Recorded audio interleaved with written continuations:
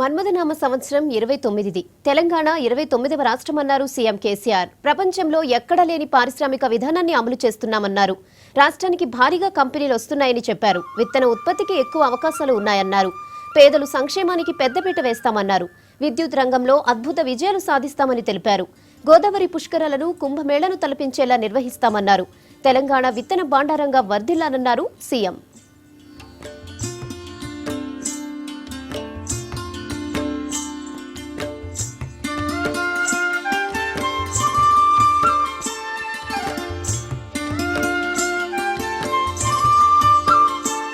చేస్తున్న పెద్దలు నల్లాన్ చక్రవర్తుల రఘునాథాచార్యుల వారు గురువునాం గురువు. వీరు ఎందరో గురువులకు మొదలై మన్మథనామ సంవత్సరం కరెక్ట్ 29వ సంవత్సరం. తెలంగాణ రాష్ట్రం కూడా దేశంలో 29వ రాష్ట్రం కాబట్టి డెఫినెట్గా మన్మథనామ సంవత్సరం అంతా కూడా తెలంగాణ జాతికి, తెలంగాణ రాష్ట్రానికి, తెలంగాణ విద్యార్థికి, తెలంగాణ రైతుకు, సకల జనులకు సౌభాగ్యం చేకూరుతుందని నేను ప్రగాఢంగా నమ్ముతున్నాను.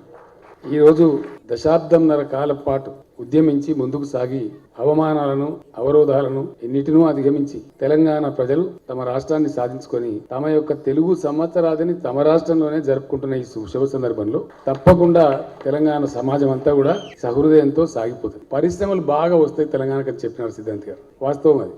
ప్రపంచంలోనే ఎక్కడ లేనటువంటి పారిశ్రామిక విధానానికి తెలంగాణ శ్రీకారం చుట్టింది. ఎంటైర్ వరల్డ్లో, నేను ఏదో తమాషగా చెప్పడం లేదు, ఎంటైర్ వరల్డ్లోనే ఏ దేశంలో ఎక్కడ కూడా లేనటువంటి పారిశ్రామిక విధానం, సెల్ఫ్ సర్టిఫికేషన్ మీద పరిశ్రమలకు అనుమతులు ఇచ్చే విధానం త్వరలోనే కొత్త సంవత్సరంలో లాంచ్ చేద్దామని అనుకున్నాం. రాబోయే కొద్ది రోజులలోనే శాసనసభ ముగుస్తూనే ఆ విధానాన్ని కూడా ప్రకటించబోతా ఉన్నాం ప్రముఖుల సమక్షంలో. పేదలు కడుపు నిండా తిన్నప్పుడే అది నిజమైన పండగ. పేదలందరూ మేము క్షేమంగా ఉండగలుగుతాం అనేదే అనుకునే భావం పేదలు కలిగి ఉన్నప్పుడే అది నిజమైన రాష్ట్రం, నిజమైన రాజ్యం.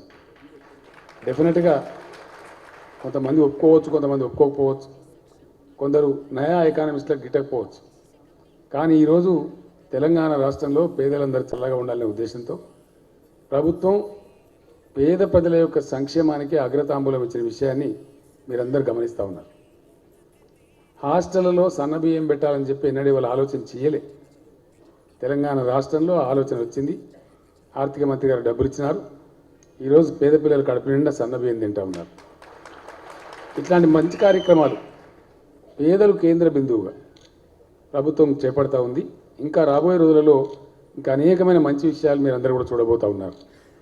పేదల సంక్షేమానికి ప్రాధాన్యతనిస్తూ వ్యవసాయ రంగం రాష్ట్రానికి పెద్దగా ఆదాయం తెచ్చిపెట్టకపోయినా ఇప్పటికీ 60-70% మంది జీవనోపాధిగా ఉండేటువంటి రంగం కాబట్టి దానికి అద్భుతమైన ప్రణాళికలు వేసుకొని ముందుకు పోతూ ఉన్నాం.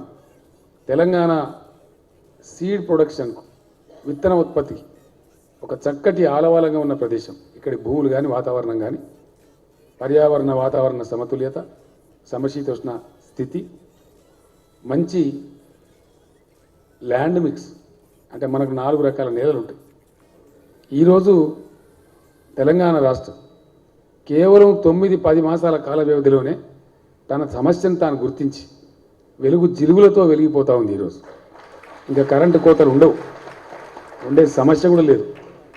దాన్ని ప్రజల దరికి కూడా రానివ్వం.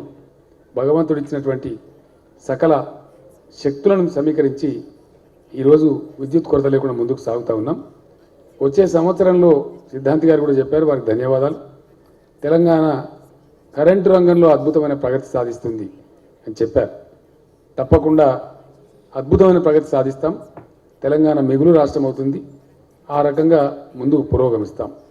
ఏవైతే గొంతు ఎండిపోయి అనేకమైనటువంటి కరువుతో, వలసలతో అల్లాడుతున్నటువంటి, ఫ్లోరైడ్ సమస్యలతో పీడించబడుతున్నటువంటి పాలమూరు, మహబూబ్ నగర్, నల్లగొండ జిల్లా యొక్క దాహార్తిని తీర్చడానికి బహుశా వారం రోజుల్లోనే పాలమూరు ఎత్తిపోతల పథకానికి, నక్కలగండి ఎత్తిపోతల పథకానికి నేను శంకుస్థాపన చేయబోతా ఉన్నాను. వాటిని అద్భుతంగా కార్యక్రమాలు మొదలు పెడతామని మనవి చేస్తూ ఉన్నాం. ధర్మబద్ధంగా, చట్టబద్ధంగా కృష్ణా గోదావరి నదిలో మనకు లభించాల్సిన వాటా గతంలో లభించలేదు. ఈ దిశగా అన్ని పథకాలకు రూపకల్పన జరిగింది. తప్పకుండా మనకు ఉన్నటువంటి హక్కును సద్వినియోగం చేసుకొని సస్యశ్యామల తెలంగాణ వైపు మనం ప్రయాణం సాగిద్దామని కూడా ఈ సందర్భంగా మనవి చేస్తూ ఉన్నాను. ఇటువంటి కొత్త ఆశలతో కొత్త రాష్ట్రంలో అందరం కలిసి ముందుకు అడుగేస్తూ ఉన్నాం. తప్పకుండా మనకంత శుభం జరుగుతుంది.